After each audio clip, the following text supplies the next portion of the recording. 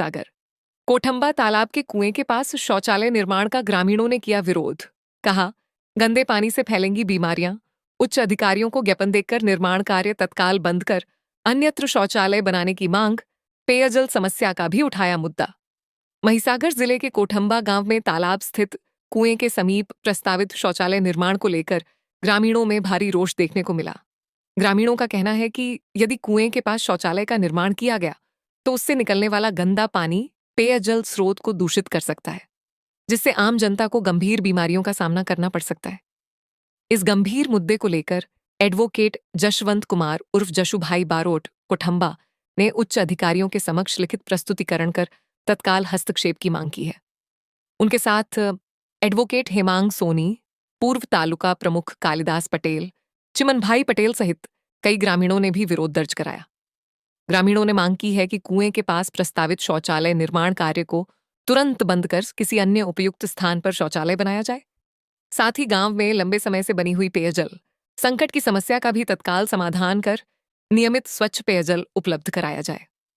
ग्रामीणों ने चेतावनी दी है कि यदि उनकी मांगों पर शीघ्र कार्रवाई नहीं की गई तो वे जनहित में आगे भी आंदोलन का रास्ता अपनाने को मजबूर होंगे। कोठंबा एक रिपोर्ट। મહીસાગર જિલ્લાનો આ કોઠંબા તાલુકો નવનિર્મિત થયો છે, જેનું ઉદ્ઘાટન અહીંયા 2/10/2025ના રોજ કરવામાં આવ્યું। આ ગ્રામ પંચાયત હસ્તકની તળાવની બાજુમાં વર્ષો જૂનો કૂવો આવેલો છે, ત્યાંથી ગામમાં પાણી જનતાના હિત માટે પીવાના વપરાશમાં જાય છે। હાલમાં જોવા જઈએ તો ટાંકીની બાજુમાં આરએમબી દ્વારા શૌચાલય બનાવવામાં આવી રહ્યું છે। તો જનતાના આ સ્વાસ્થ્ય સાથે ચેડા થઈ રહ્યા છે। જ્યારે પાણીના અહીંયા નળ કનેક્શન હોય, જનતા પાણી માટે અહીંયાથી લઈ જતી હોય અને એની બાજુમાં શૌચાલય બનવામાં આવે તો રોગનો ભોગ બને એવી શક્યતાઓ ઊભી થયેલી છે।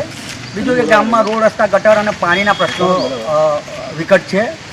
અવારનવાર રજૂઆત કરી છે, પણ કલેક્ટરશ્રીએ અમને જણાવ્યું હતું કે અમે એની વિઝિટ મારીશું અને જરૂરી કાર્યવાહી કરીશું એવા આશ્વાસન આપેલા, પણ કલેક્ટર પણ આજ દિન સુધી અહીંયા આવ્યા નથી। તો આ તાત્કાલિક ધોરણે જે શૌચાલય પાણીની ટાંકીની બાજુ બનાવવામાં આવ્યું છે ગામમાં તળાવની નજીકમાં, એ બંધ કરવું જોઈએ અને એની અન્ય વ્યવસ્થા કરવી જોઈએ। સાથે સાથે અહીંયા બસ સ્ટેન્ડની વ્યવસ્થા નથી, બસોની કોઈ વ્યવસ્થા નથી, બીજી કચેરીઓ કાર્યરત નથી, એને જનતાના હિત માટે તાત્કાલિક ધોરણે કરવું જોઈએ એવું મારું માનવું છે। અને અમારી રજૂઆત અગાઉ સરકાર સુધી કરેલી છે અને સરકાર એનું ધ્યાન લઈ અને તાત્કાલિક ધોરણે થાય એ જનતા વતી હું માંગ કરી છું। જસવંતભાઈ બારોટ, કોઠંબા। શું પ્રશ્નો છે તમારા અને આ કયું ગામ અને કયો વિસ્તાર?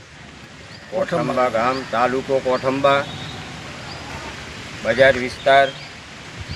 4 દિવસથી પાણી આવ્યું નથી અને લોકો ત્રાસ થઈ ગયા। પાણી ક્યાંથી આવે છે અને કેટલો સમય આવે છે? પાણી આવે તો રેગ્યુલર 3 કલાક આપે છે, પણ 3 દિવસ 4 દિવસથી પાણી આવ્યું નથી। તો એ પંચાયતની બેદરકારી કહેવાય કે અત્યાર સુધી આ ઢોર ઢાંખર હોય, આપણો ગાયો ભેંસો હોય, આ લોકોને પાણી પીવડાવવાનું હોય તો પબ્લિક લાવે કઈ? આ સાર્વજનિક કૂવો વર્ષો જૂનો કૂવો છે, ત્યાં ગંદકી ફેલાઈ છે, આજુબાજુ તળાવ છે, તળાવનું ગંદુ પાણી સંડાસ બાથરૂમમાંનું આવે છે। આ ટાંકીની બાજુમાં જે શૌચાલય બનાવે છે એ બાબતમાં તમે શું કહેવા માંગો? ઇનલીગલી કહેવાય। શૌચાલય છે, બાજુમાં પાણીનો સંપ છે, બરાબર? તો આ જગ્યાએ ના બનાવવું જોઈએ। આ લોકોએ બીજી કોઈ જગ્યાએ રિક્વાયર કરી અને અહીંથી ઉઠાવીને તઈ લઈ જવું જોઈએ। શું નામ છે આપનું? ચિમનભાઈ પટેલ।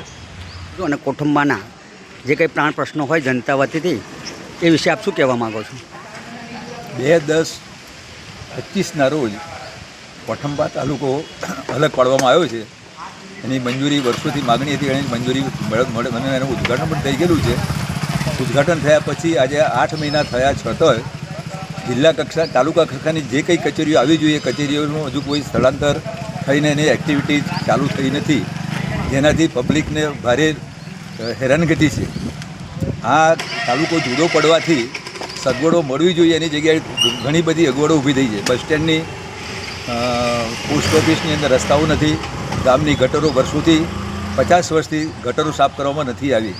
ગામની અંદર જો જુઓ તો ગંદકીના ઢગલા છે। કોતર ઉપર ગામની બજાર વચ્ચે કોઠંબા ગામના મેઇન રસ્તાઓની અંદર 24 કલાક પાણી ગંદુ વહે છે.